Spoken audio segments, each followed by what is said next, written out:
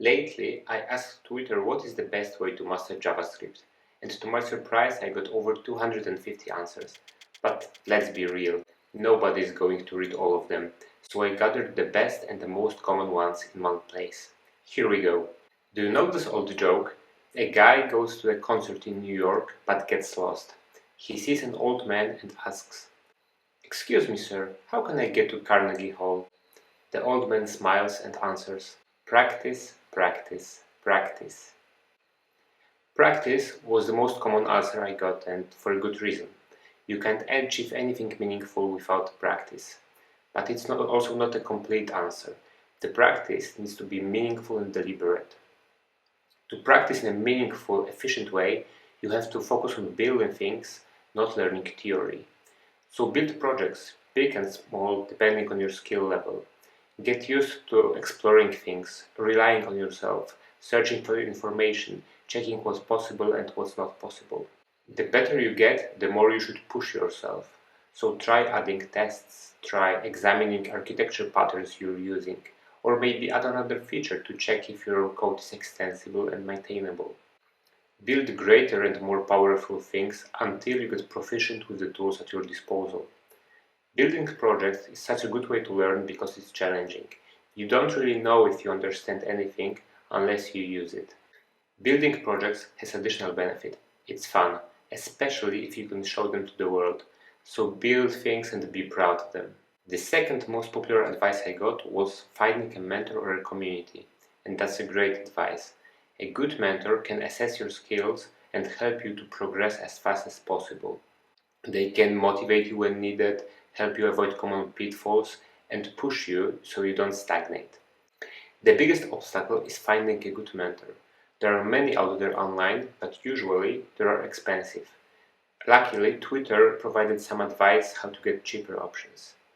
The first one is the Twitter itself. There are many great developers there, and you can interact with them, talk with them, make friends with them. It probably won't change into full-time mentorship, but still they can help you solve your problems and show you the right directions. Another idea is to join local developer meetups and talk to people. They are much more likely to help you if they meet you in person. I even got one story of a person who found a job this way. They just went to a software developer meetup, talked with someone and got the job offer. So that's a great idea not only to find a mentor but also a job.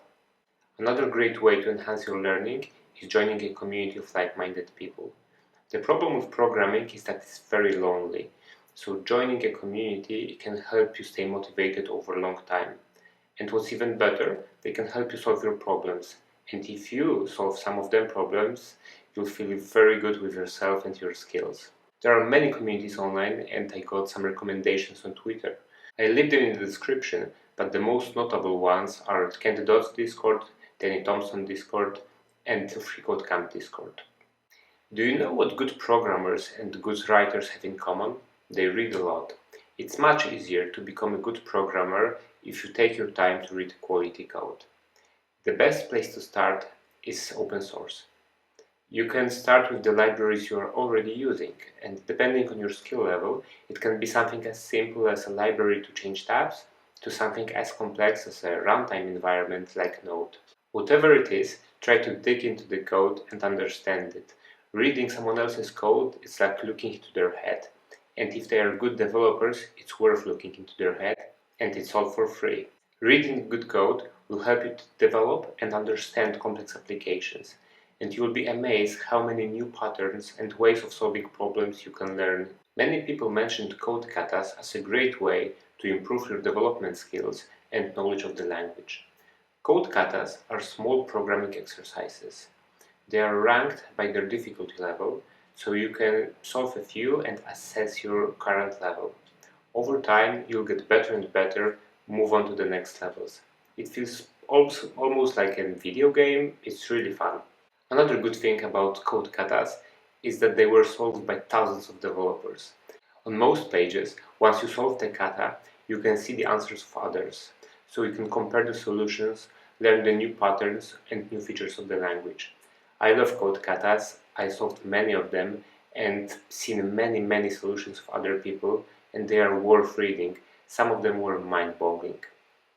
There are katas on many pages, but most notable ones are probably Code Wars and HackerRank. Some people jokingly answered that you can master JavaScript by meditating or just doing nothing.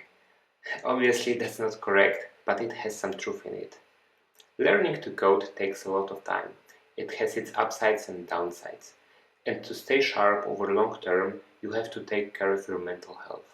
So meditate or go to the gym with friends, do whatever makes you feel better. Not everything in life is about coding, and to become a great developer, you have to take a break from time to time. That's all I've got for you today. These are 5 the best and most common answers I got on Twitter. I hope they will help you become a better JavaScript developer. Have fun!